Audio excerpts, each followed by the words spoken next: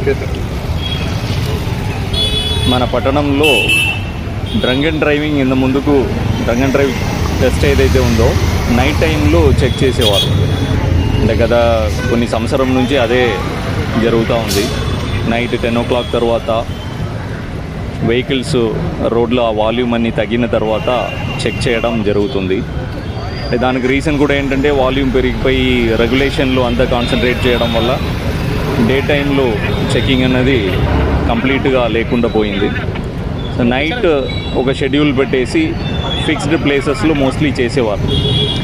రీసెంట్గా ఈ school buses, autos ఇవన్నీ ఒక డ్రైవ్ లాగా తీసుకొని స్కూల్ ఓపెనింగ్ టైంలో మేము మార్నింగ్ టైము, ఈవినింగ్ టైము అట్లా చెక్ చేయడం స్టార్ట్ చేసినాం.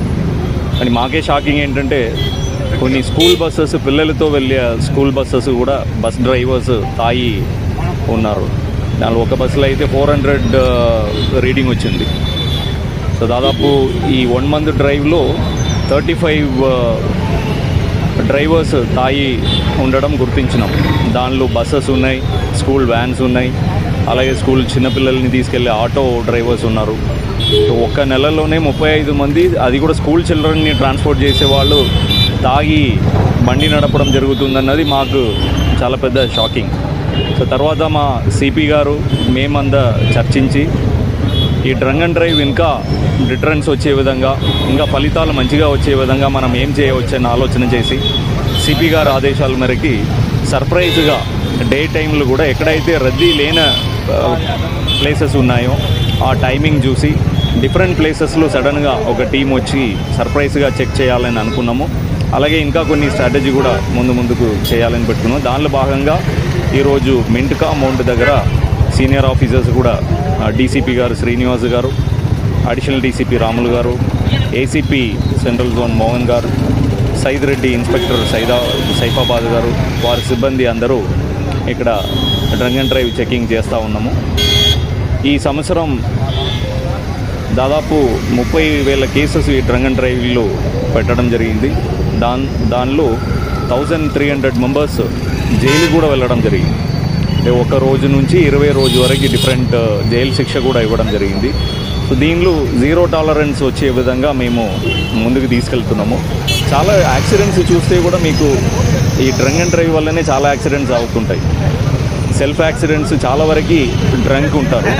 సో ఇది మా ఎన్ఫోర్స్మెంట్లో ప్రయారిటీగా తీసుకోవడం జరుగుతుంది. దీంతోపాటు minor driving, wrong side driving ఇవి కూడా డిఫరెంట్ డ్రైవ్ కండక్ట్ చేయడం జరుగుతుంది.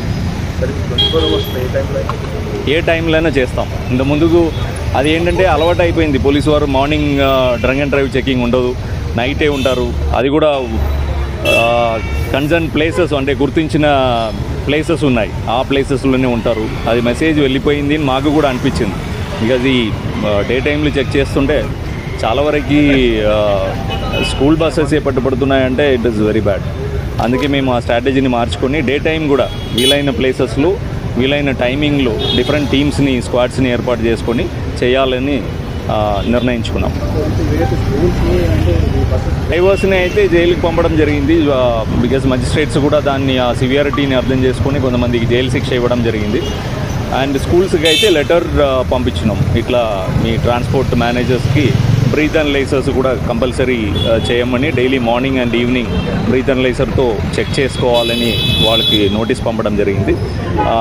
ఎడ్యుకేషన్ డిపార్ట్మెంట్కి కూడా ఆ ఇన్ఫర్మేషన్ని పంపడం. Thank you.